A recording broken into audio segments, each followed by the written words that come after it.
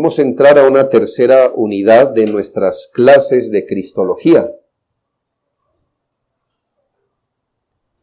Y esta tercera parte, recuerdo que la segunda, el segundo bloque, la unidad se llamaba las dos naturalezas de Cristo. Y esta tercera unidad se llama la unipersonalidad de Cristo.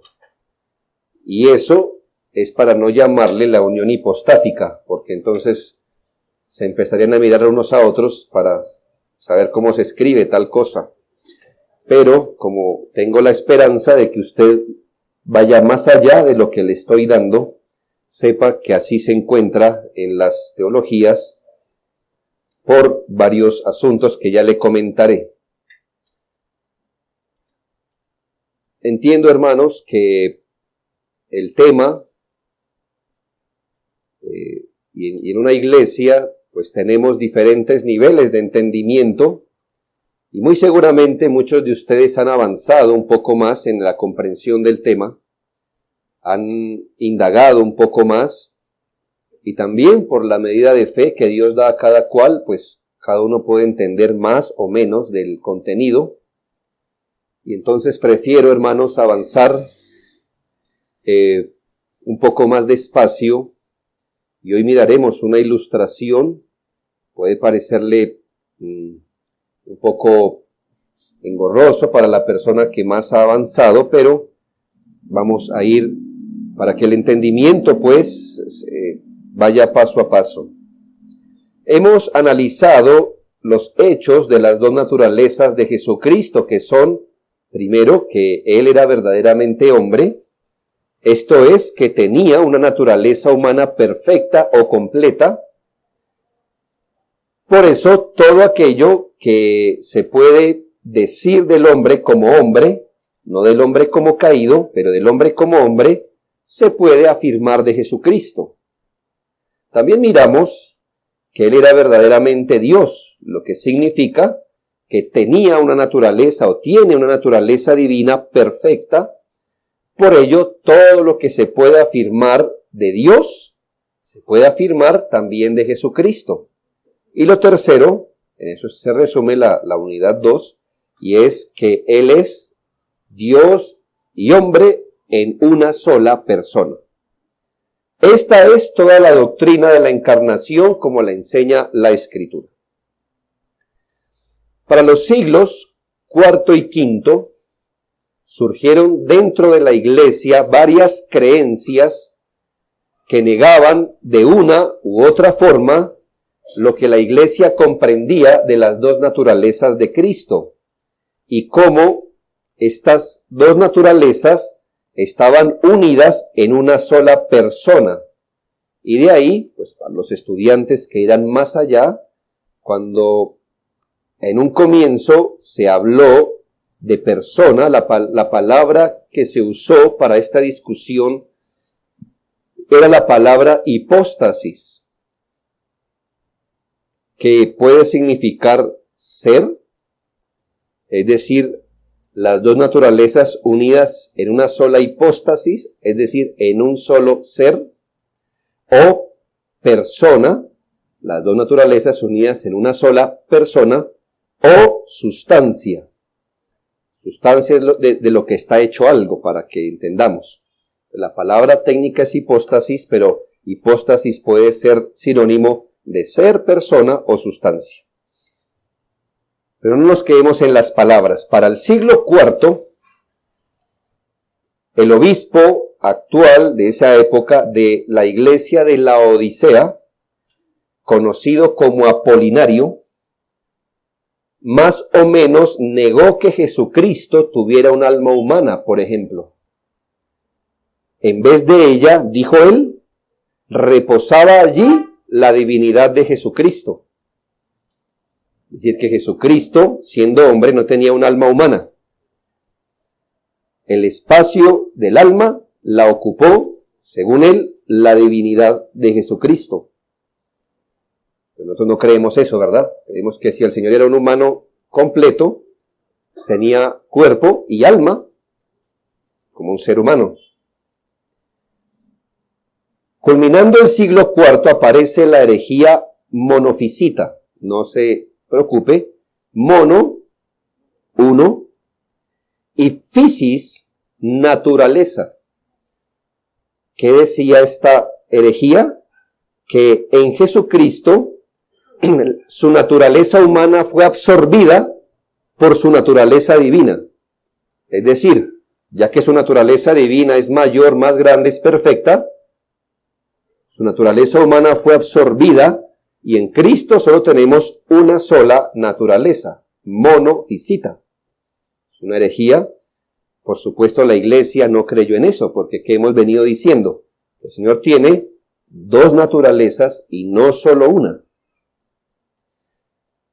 Eutico es la persona que se identifica históricamente con esta postura. A comienzos del siglo V, un predicador de Antioquía, llamado Nestorio, enfatizó demasiado las dos naturalezas de Jesucristo. O sea, él quería que se distinguiera muy bien que Jesucristo es Dios y hombre, pero hizo una distinción tan grande que pareció decir que así como existían dos naturalezas, en Cristo también existían dos personas o dos personalidades. ¿Ya ve? ¿Qué dice nuestra doctrina? Que el Señor tiene dos naturalezas, una sola persona. Pero para él fue fácil. Cada naturaleza tiene su propia personalidad. Entonces, dos naturalezas, dos personas, entiéndase, personalidades. Esto es más complicado, hermanos, porque aunque no creamos eso, creemos que el Señor tiene dos naturalezas, una sola persona. Nosotros sí creemos que Cristo tiene dos voluntades, que es otra herejía más adelante, que creyeron que como era una sola persona, tenía una sola voluntad, y es la herejía monotelista. Pero ya llegaremos allá, esto se vuelve complejo. ¿Por qué le refiero todo esto? Porque la cristología bíblica se ha tenido que abrir paso en medio de muchas interpretaciones, errores y hasta herejías. La formulación oficial del entendimiento de esta doctrina en la historia de la iglesia, no que la iglesia no creyera esto, sino que llegó un momento en la historia donde la iglesia se vio obligada a formular de manera oficial y precisa qué es lo que creía, y este entendimiento vino con el concilio de Calcedonia, se llama. Calcedonia es una antigua ciudad que hoy hace parte de Turquía, de lo que hoy es Turquía.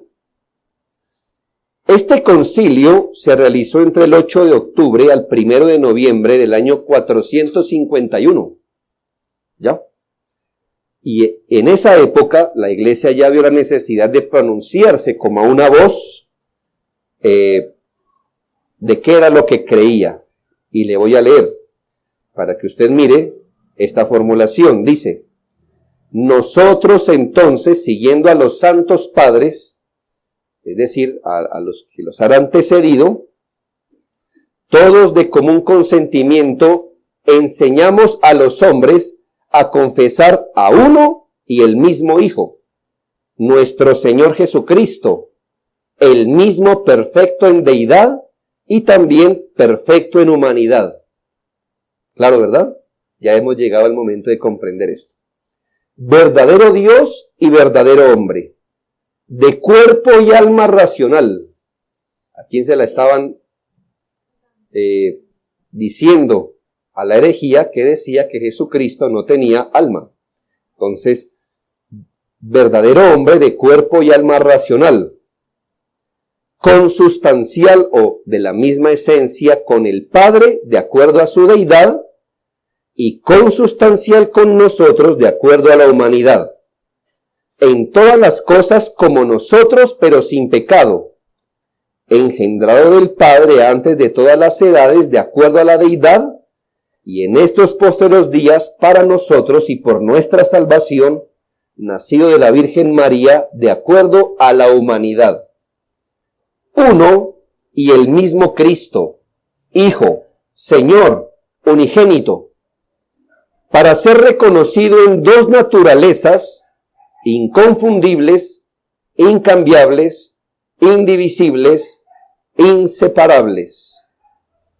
En modo alguno borrada la diferencia de las naturalezas por causa de la unión, sino conservando cada naturaleza su propiedad, pero concurriendo en una sola hipóstasis, es decir, persona.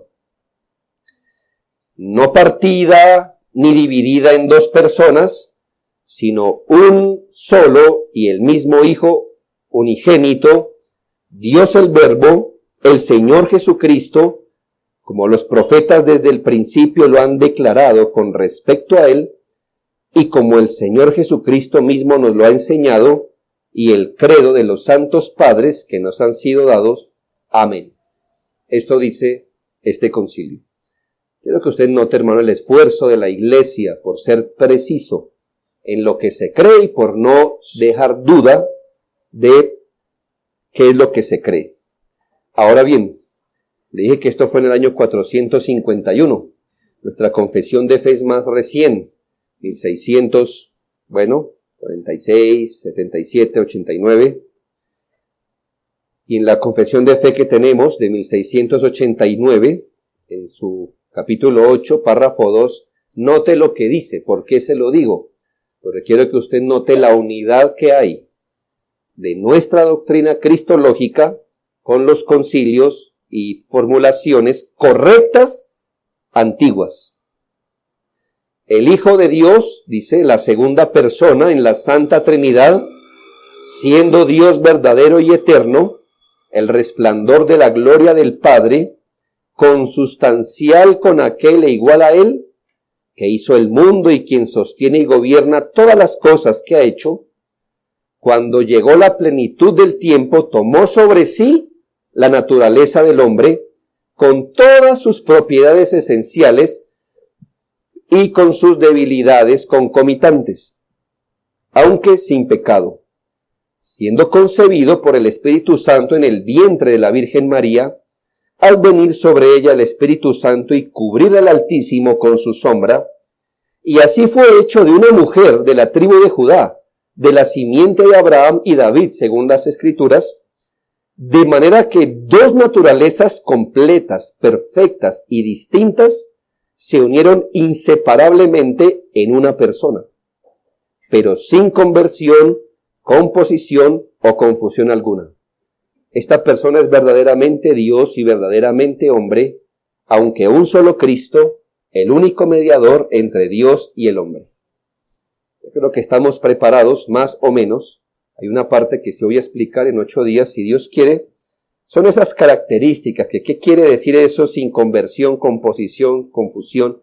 ¿Qué es eso? Pero al menos quedemos claros, hermanos, nuestra cristología es clara en decir, tenemos un solo Cristo, que es tanto Dios, completamente perfecto Dios, como hombre con cuerpo y alma racional, pero estas dos naturalezas en una sola persona, y por eso la clase se llama la unipersonalidad de Cristo. Y en esto sí, el orden de los factores sí altera el resultado. Si usted me pone el uni en la naturaleza, estamos perdidos, hermanos.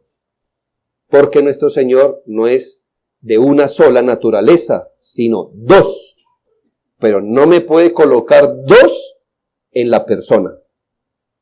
En la persona es uno, en las naturalezas dos. Así que tomando estos credos de alguna forma como un punto de partida, es necesario entender qué es esto de la unipersonalidad de Jesucristo. El primer punto a salvaguardar de este misterio ciertamente es este. Y es que debemos cuidarnos de plantear las cosas de modo que concluyamos distinto a esto. Nuestro Señor es una sola persona, aunque tenga dos naturalezas. En la Trinidad bendita subsisten tres personas divinas: el Padre, el Hijo o Verbo y el Espíritu Santo. Cuando la segunda persona, que es el Hijo, se encarnó, es decir, que tomó sobre sí, añadiendo a su ser una nueva naturaleza humana, añadió otra naturaleza, no añadió otra persona. ¿Ya? Si no nos metemos en problemas hasta trinitarios. Porque si cuando el Señor añadió otra persona, entonces ya no hablaríamos de Trinidad, ¿verdad? Cuando hablamos de persona, no solamente hacemos referencia a un ser independiente, sino a un ser con autoconciencia y personalidad. Entonces, pese a que el Señor tenía dos naturalezas y las tiene autoconciencia y personalidad, no dos. Este es el caso único de Cristo. Su naturaleza humana nunca se distingue de la divina como si fuera una persona distinta. Son dos naturalezas distintas, pero no son dos personas distintas. La misma persona que vivió eternamente en las glorias celestiales como Hijo de Dios, fue la que en el cumplimiento del tiempo tomó sobre sí una naturaleza humana. El asunto en cuestión es cómo podían subsistir dos naturalezas en una sola persona. ¿Cómo entender de forma correcta este asunto que solo y únicamente acontece en Jesucristo? Vamos primero sobre esta ilustración bíblica. Luego iremos sobre las características de esta unión y luego veremos las consecuencias de esta unión. Hoy miremos la ilustración bíblica. Siempre se ha preguntado, ¿cómo es esto? ¿Cómo es esto que en un solo ser, dos naturalezas subsistan y cada una con sus propiedades? Siempre uno piensa, ¿cómo operaba eso en Jesucristo? Él era consciente de su deidad, era consciente de su humanidad, cómo razonaba, cómo pensaba, cómo hacía las cosas, teniendo dos naturalezas en una sola persona. En última instancia, hermanos, no podemos negar que es un misterio. Y no tenemos ninguna ilustración perfecta de esto. Quiero hacer una ilustración, pero como en todo, hermanos, es una ilustración imperfecta. Es una ilustración bíblica, pero no es perfecta. Con esto quiero darle a entender más o menos cómo operan las dos naturalezas en una sola persona. Pero no quiero resolverles el misterio porque no es posible. Solo quiero trazar un paralelo. Así que si la ilustración queda pequeña, pues tiene que ser así. Por supuesto. Y es la ilustración del alma y el cuerpo y cómo estos están unidos en la constitución de nuestra naturaleza. Es decir, hermanos, usted es una sola persona, ¿verdad? Es una sola persona, usted tiene un centro de conciencia, usted es autoconsciente, usted es una persona y tiene personalidad. Pero es que usted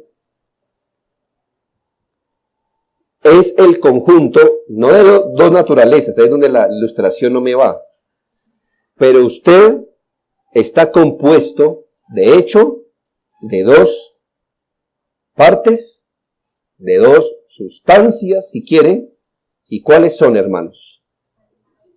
Muy bien, la física y la espiritual. Primero, miremos en mi ilustración cómo es la constitución del hombre. El hombre está constituido por dos sustancias distintas, alma y cuerpo.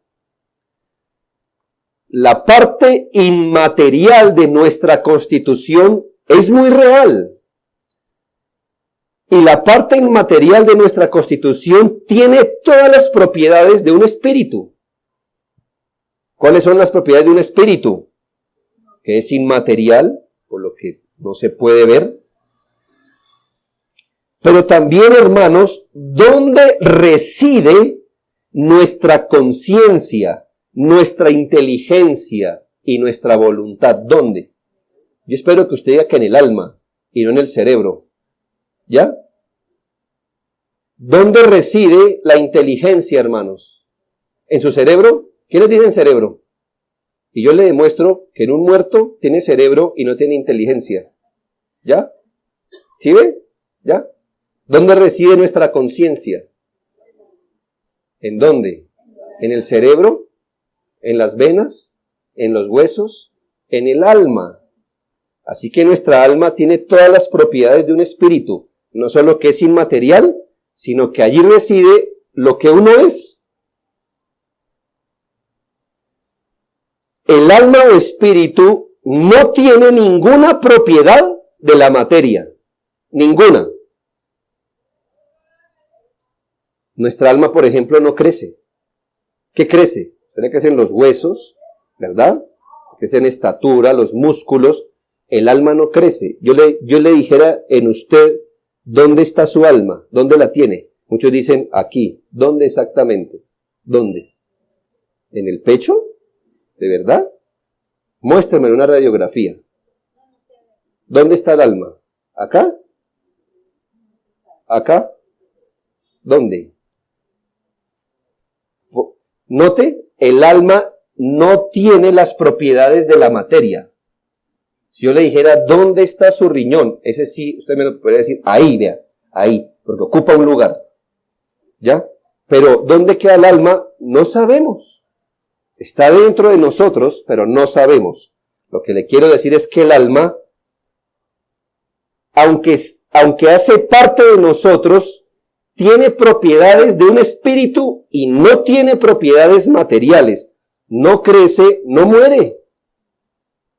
No camina, no tiene necesidad de alimentarse. Ahora, el cuerpo es la parte material y tiene todas las propiedades de la materia.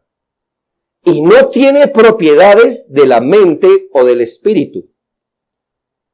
¿Me hago entender? Nuestro cuerpo, hermanos, no tiene las propiedades del alma, sino las propiedades del cuerpo. Sin embargo, en un ser humano vivo, ambas partes están tan juntas que forman una sola persona. Usted no puede decir, mire, esta es mi parte material y esta es mi parte espiritual.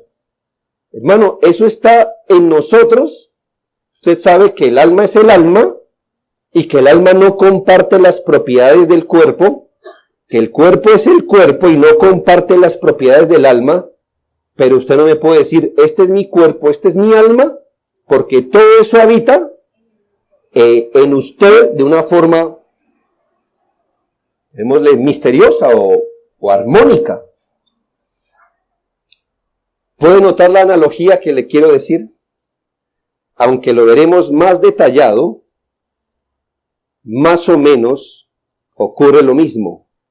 En el Señor hay una naturaleza humana y hay naturaleza divina, pero en el Señor no puede uno decir hasta aquí va la humana, hasta aquí va la divina, sino que Él tiene esas dos naturalezas. Su naturaleza humana es humana y no es divina, y su naturaleza divina es divina y no es humana, porque cada una tiene sus propiedades. Pero al fin y al cabo, hermanos, Jesucristo es una sola persona. ¿Me hago entender? Es una analogía, no le haga exégesis, pero así funciona más o menos. Lo que pasa en nosotros no es menos misterioso, ¿no cree? Es misterioso en otro nivel, pero es misterioso. Porque usted puede decir, ¿cómo habita algo espiritual en uno sin que ocupe un espacio? ¿No es misterioso? Pero así es que pasa. El alma está dentro de nosotros, pero no ocupa un espacio, está ahí. No sé si es grande, mediana o pequeña, pero como le digo, el alma no se puede medir. Se mide un hueso, se mide el cabello, se mide el pie, pero no se puede medir el alma. Piense en esto. La unión que hay entre el alma y el cuerpo es una unión personal. Es decir, ¿a qué le llamamos la unión del alma y el cuerpo? ¿Cómo le llamamos? Eso, un ser humano, ¿sí nota? ¿Cómo le llama usted si una persona muere? Entonces ya ¿cómo se le llama a lo que queda en la tierra? ¿Cómo? Muerto, difunto, ¿verdad? Y el alma se le llama eso, alma. Pero a la unión del alma y el cuerpo, ¿cómo le llamaría usted? Un ser humano, una persona. En cada hombre existe solo una conciencia. Lo que quiere decir es una analogía, hermanos. Usted no tiene una conciencia física y una conciencia espiritual. Usted solo tiene una conciencia, una. Usted se ve a sí mismo. Usted tiene un centro de conciencia. O usted se trata a sí mismo. Oye, esposa, mi ser natural necesita alimento. ¿Sí? ¿Usted habla así? ¿Alguno? ¿Verdad que eso suena ajeno? Usted dijera, luego ¿quién más? O sea, ¿por qué esta aclaración? ¿Por qué digo mi ser natural? ¿Por qué no dice yo? Tengo hambre. ¿Por qué esa distinción? No tiene necesidad. ¿Por qué, hermanos? Porque a esto le llamamos persona. Es el hombre o la persona quien está consciente y tiene afectos. Por eso nos parece muy extraño hablar que un hombre tiene varias personalidades. ¿Sí se ha dado cuenta? Usted dice, ¿cómo es esto? No me cabe en la cabeza. O sea que una persona en algún estado, yo no estoy diciendo que eso sea verdad, pero vamos a entrar a ese terreno. Yo realmente dudo de la psiquiatría, ¿verdad? Pero entremos a ese terreno. ¿Cómo sería que una persona tuviera dos personalidades? O sea que algo por dentro le habla a otro que está dentro de él, y cada uno tiene sus propias necesidades, y no sé, eso me parece tan extraño. Y si es una enfermedad o lo que sea, pues por eso es una enfermedad. ¿Ya? O un trastorno o lo que sea. Dicen hoy los muchachos, un rayón. ¿En dónde? No sé a qué nivel está eso. Pero ¿cuál es el problema? Es tan extraño eso porque uno tiene una sola personalidad. Ahora, en el caso de Jesucristo, hermanos, guardando la proporción, ¿ya? Puede haber dos naturalezas y una sola personalidad, ¿ya? Es una ilustración, hermanos. Esta unión que hay entre alma y el cuerpo es una unión sin mezcla o confusión. Déjeme explicarle. El alma sigue siendo la parte espiritual, aunque esté en nosotros, y el cuerpo sigue siendo materia, aunque haga parte de nosotros, y nunca el alma se va a convertir o va a tomar las propiedades del cuerpo, ni el cuerpo las propiedades del alma. ¿Por qué no pasamos las puertas sin abrirlas? ¿Por qué?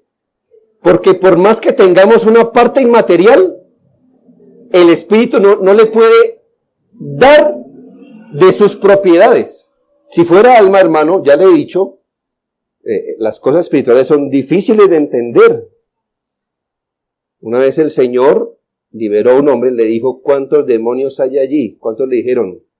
Una legión. ¿Cómo habita una legión de espíritus en una persona? Sé que ellos no están sujetos al espacio como el cuerpo. Pero hermanos, usted dice, bueno, gracias a que tenemos una parte espiritual, la parte espiritual puede conferirle sus propiedades al cuerpo. ¿No es así?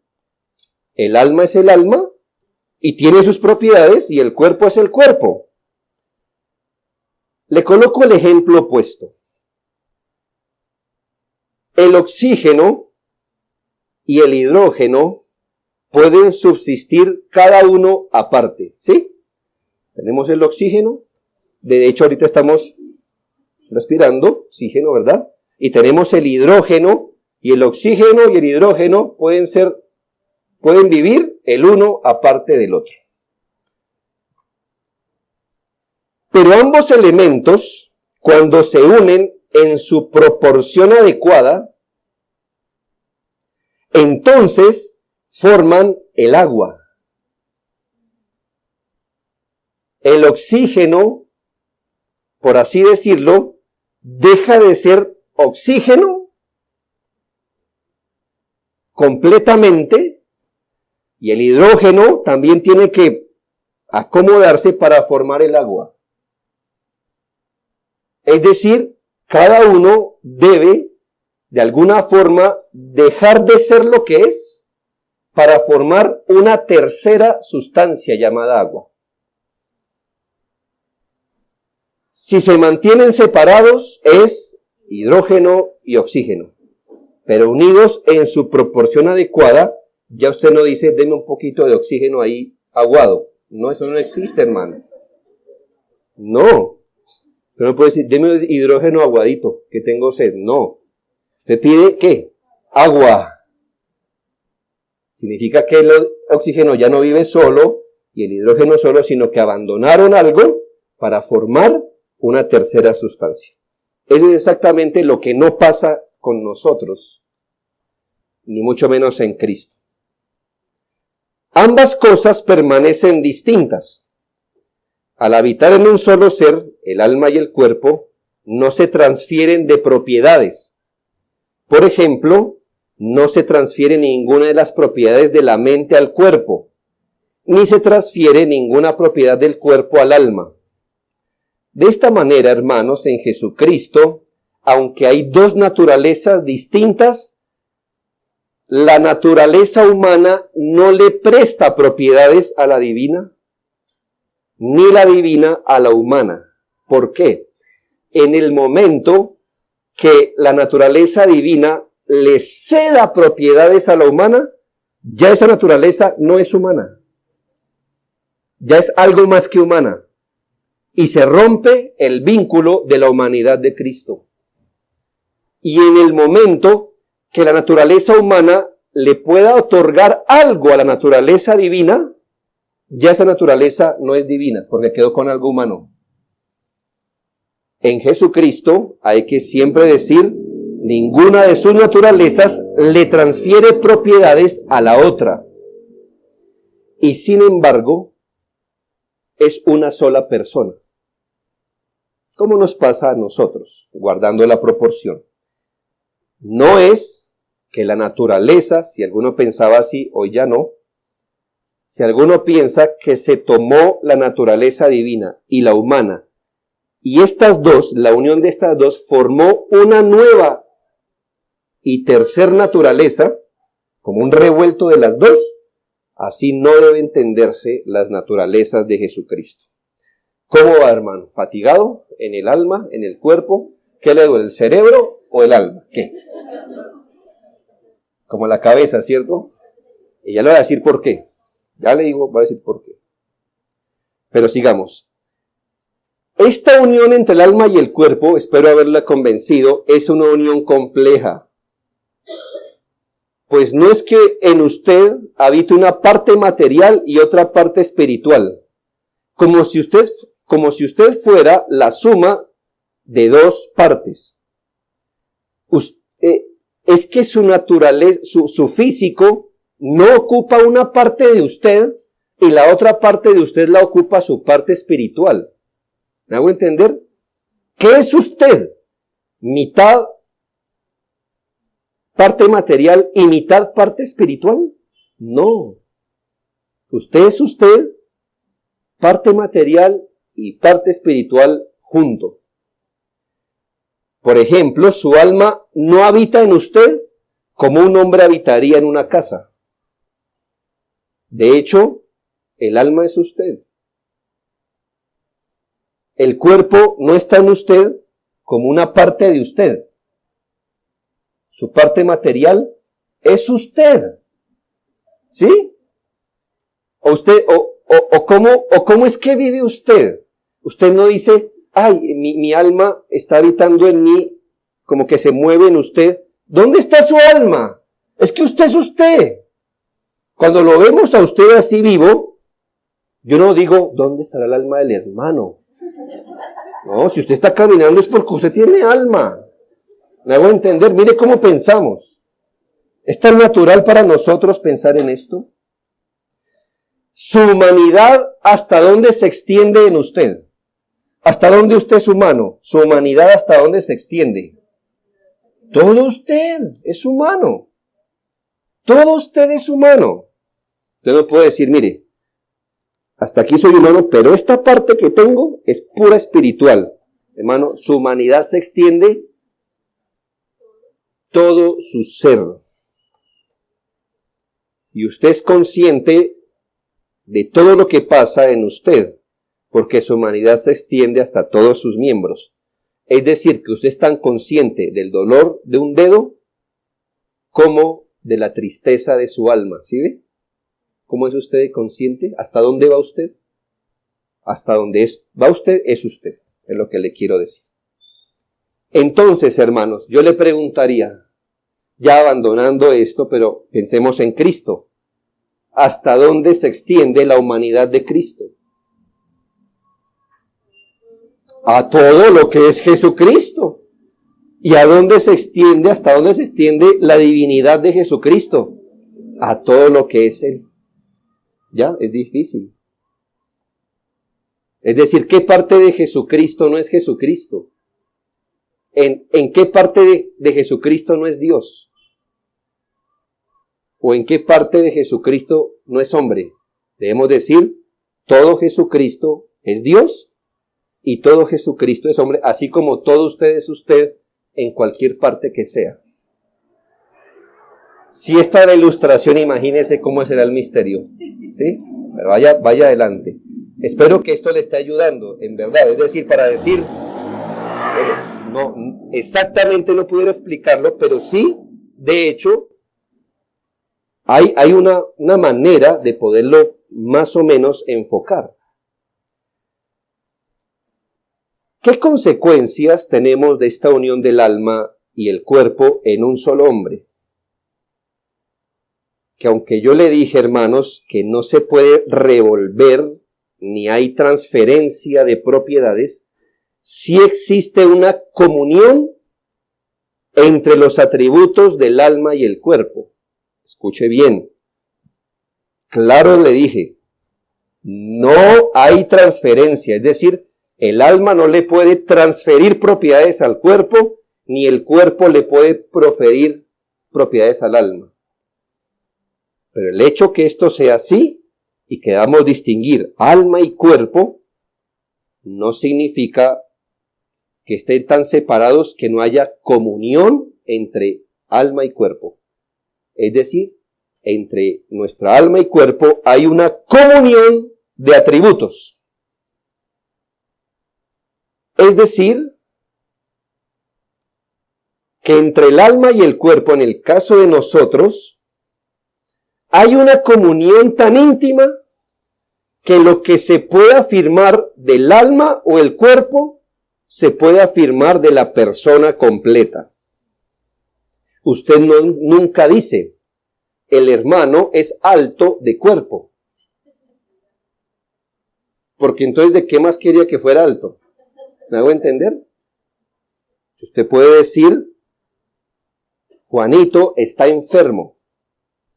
Como también puede decir, es apuesto, o Juanito está triste. ¿Sí nota? Unas cosas dije de Juanito al nivel de su cuerpo y otras cosas a nivel de su alma, pero ¿cómo me refería a él? como Juanito, porque es una sola persona. Así que no hay necesidad, en muchos casos, de decir, el alma del hermano está acongojada, sino el hermano está acongojado, aunque haga referencia a una de sus partes, yo puedo hablar de toda la persona. ¿Ya me hago entender? Quedaría rarísimo decir, el cuerpo del hermano tiene sed. Es extrañísimo hablar así. Usted dice, el hermano tiene sed, y eso es una propiedad del cuerpo. Pero puedo decir, Juanito ha sido salvo por la fe, es una propiedad ¿de dónde? Del alma. Y si es que yo no le dije el alma de Juanito, el hermano fue salvo. ¿Y por qué quiero decir esto? No importa si estoy diciendo algo del alma o del cuerpo, yo puedo referirme a todo el hombre así. Y a veces, hermanos, en la Escritura, y es lo que usted va a ver tan común en la Biblia, y es que la Biblia, salvo en ciertas ocasiones, nunca nos va a especificar como nosotros a veces hacemos. Es que Cristo en su humanidad tal cosa, y Cristo en su divinidad tal cosa, sino que va a decir Cristo tal cosa. Por ejemplo, dice la Biblia que Cristo padeció conforme a las Escrituras y murió. ¿Quién murió? Cristo. A un momento. Pero es que Cristo es Dios, no puede morir. Bueno, sí, obviamente cuando decimos que Cristo murió, hicimos referencia a su humanidad. Pero la Biblia no se va a poner a decir en la humanidad de Cristo, bla, bla, bla, sino Cristo. Claro, hay textos donde nos dice Cristo, según la carne, vino a bueno. Pero en general, hermano, no va a hacer diferencia entre el Señor en la cruz, con respeto lo decimos, no dijo, mi cuerpo tiene sed. ¿Qué dijo el Señor en la cruz? Tengo sed. ¿Quién tuvo sed? El Señor. Jesucristo. Claro, si fuéramos más particulares, la sed es una propiedad ¿de qué? ¿De su divinidad? No, de su humanidad. Pero lo que se puede decir de alguna de las dos naturalezas, se dice de la persona completa. Yo le estoy salvando con esta ilustración de muchas herejías, ¿ya? Porque ahí surgieron las herejías. Claro, no se sienta hereje si piensa mal, sino que le estoy diciendo que por no entender esto, muchos dijeron, o hicieron ideas o conjeturas muy elaboradas, pero hermanos, lo que le quiero hoy decir es que al menos en nuestra composición alma y cuerpo, alguna analogía tenemos de Jesús. Yo estoy abonando el terreno para en 8 días hablarle de Jesucristo, pero no voy a superar mi ejemplo, sino por ahí va. Ahora, hermanos, que haya comunión entre alma y cuerpo no significa que haya confusión. Es un asunto fino. Pero hermanos, sí, hay comunión, usted puede decir de la persona, lo que puede decir ya sea del alma o del cuerpo, pero lo que es cierto es que usted en su mente no puede confundir. Cuando el cuerpo queda herido o quemado, cuando usted se quema una mano, no es el alma la que se le quemó, es su cuerpo, no su alma. El alma no se ampolla, ni se ve reducida o arrugada. Cuando el alma se arrepiente, no se arrepiente una parte del cuerpo, es el alma. Como ve, aunque haya comunión entre el alma y cuerpo, no puede haber confusión. Cada cosa tiene sus propiedades, y así con Jesucristo. Cuando hablamos particularmente de cosas, no podemos, por ejemplo, adjudicarle a la humanidad de Jesucristo los milagros.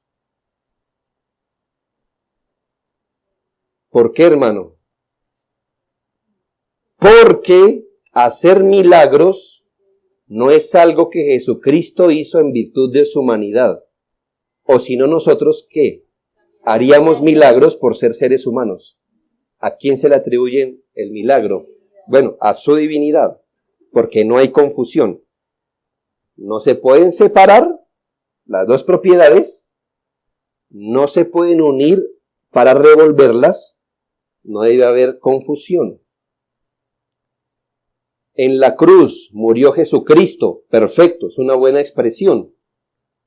Pero hermanos, ¿qué fue lo que murió en la cruz? La humanidad de Jesucristo, porque Dios es vida, Él no puede morir. No podemos decir esto, y es donde nos toca cuidar las expresiones. Dios sufrió y murió. En un sentido es cierto, ¿verdad? Pero en otro sentido, hermano, cuidado con esa expresión, porque no fue Dios el que sufrió y murió, sino Dios Hijo, en su humanidad. ¿Ya?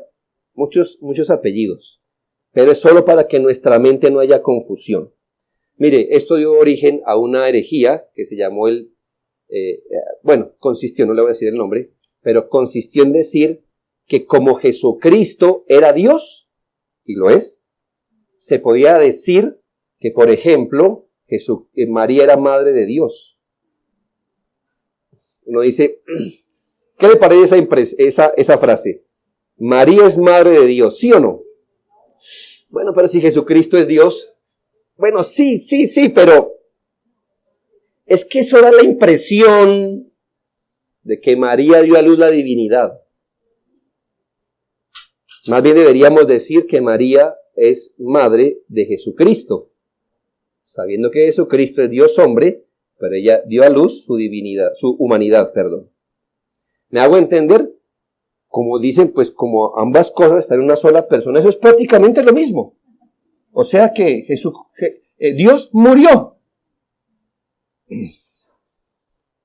Sabemos que el que se dio en la cruz era Dios y hombre, pero Dios no muere, entonces es su humanidad. Pero usted y yo nunca vamos a adorar eso, a Jesucristo así. Ay, gracias Señor, porque en tu humanidad moriste. No, decimos, gracias Señor por morir, ¿sí? Una sola persona, pero en nuestra mente estamos claros que la divinidad de Dios, de Jesucristo, no puede morir. ¿Me hago entender? La adoración es un asunto consciente.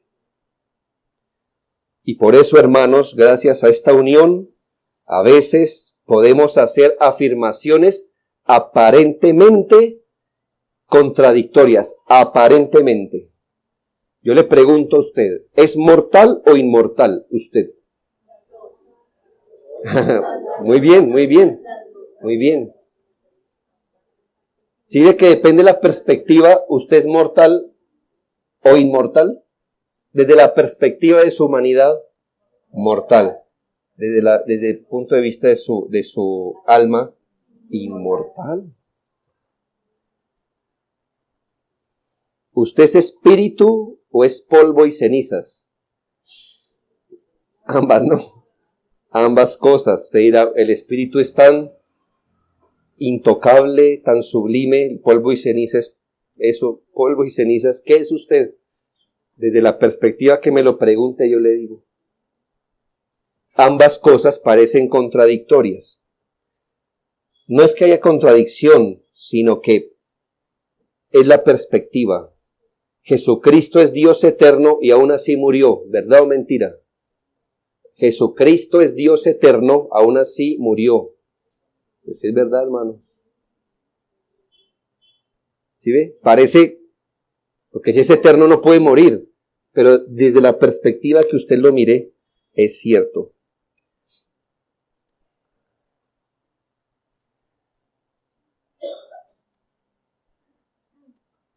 Y finalmente, hermanos, por la unión entre el alma y el cuerpo es enormemente dignificado. La razón por la que el cuerpo del hombre y su vida son exaltados por encima, por ejemplo, de la existencia de un animal es que, ¿por qué nuestra vida está exaltada por encima de la existencia de los animales? No tiene que ver con los huesos, Porque si usted raspa el hueso de un animal y el de un hombre, son iguales, hermano. Haga lo mismo con cualquier parte del cuerpo. ¿Qué es lo que dignifica la vida del hombre por encima de los animales? Que tiene un alma. ¿Sí ve? Solo sube. ¿Qué es lo que le da al cuerpo su dignidad y hermosura? Considere, hermano, el brillo de una persona viva. Al mismo tiempo, cuando usted mira un cuerpo inerte, aunque está básicamente lo mismo, ya no hay ese brillo, esa exaltación. Pues finalmente, ¿qué es lo que nos hace por encima de todo? Nuestra alma. Aunque nuestra alma no subsista cuando estamos vivos sin el cuerpo. Asimismo, hermanos, quiero ilustrarle que esto puede trazar una analogía entre lo que pasó entre la naturaleza divina y humana de Cristo. En el caso de Cristo, ¿por qué su persona, su humanidad, su vida y su sacrificio son exaltados?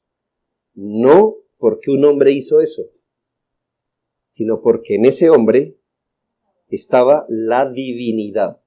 ¿Ya? Eso es lo que exaltó lo que él hizo. O si él hubiera vivido, obedecido, muerto, ¿qué diferencia habría entre eso y nosotros? Es gracias a su divinidad que lo que hizo el hombre Jesucristo es exaltado y tiene valor eterno. No lo quiero abrumar más esta tarde con eso.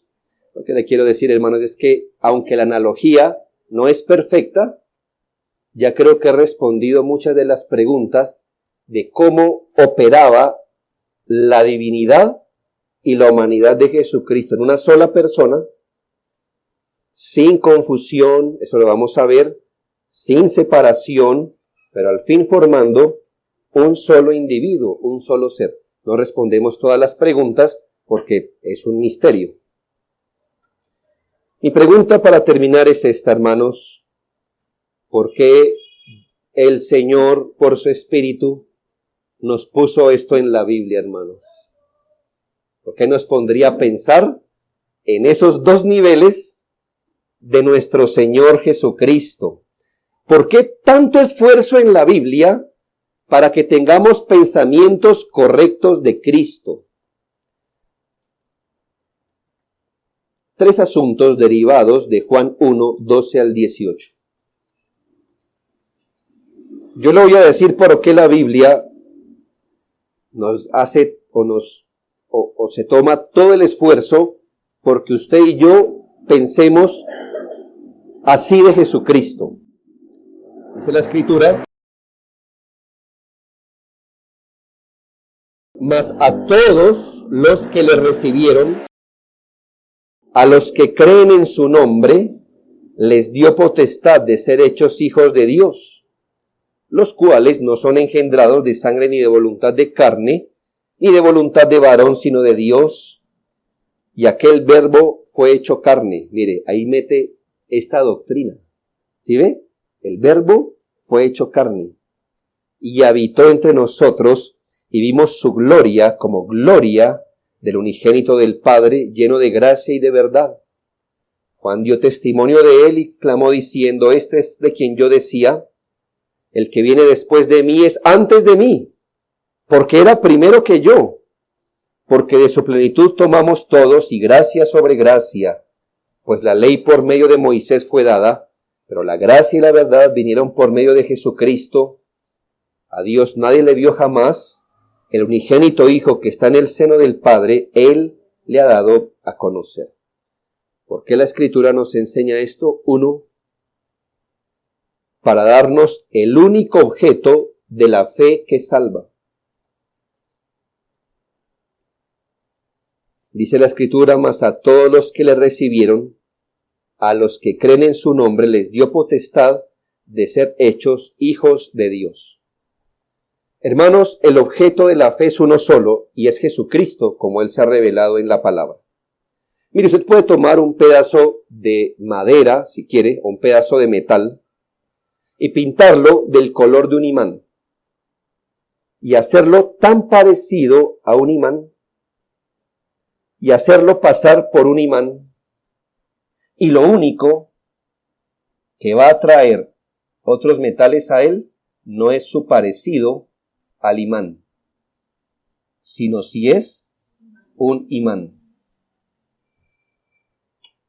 Hermanos, podemos hacernos cualquier imagen de Jesucristo, y el único objeto que va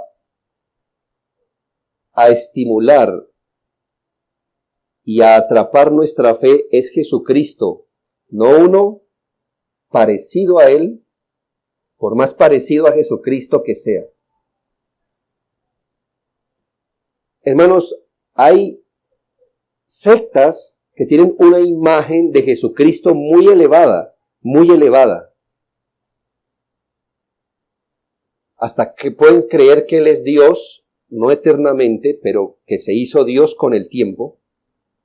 Y tiene una imagen muy elevada de Jesucristo, y me parece que eso es haber tomado una imagen de Jesús, pintarla, pero eso no atraerá fe. Dice que es a los que le recibieron y los que creen en su nombre. ¿Por qué se nos revelan estas cosas? ¿Por qué debemos aprender a considerar a Jesucristo en estos niveles de humanidad y divinidad para darnos el único objeto de la fe que salva? La fe que salva solo se aferra al verdadero Jesucristo y no a las versiones, por lindas que sean. Segundo, es claro que la Biblia dice que fue para mostrarnos la gloria de Dios.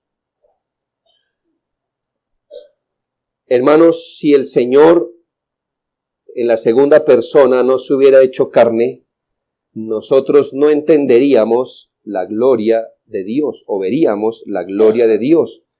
Dice la Biblia, y aquel verbo fue hecho carne y habitó entre nosotros, y como que nos da la explicación, y vimos su gloria como el unigénito del Padre, lleno de gracia y de verdad.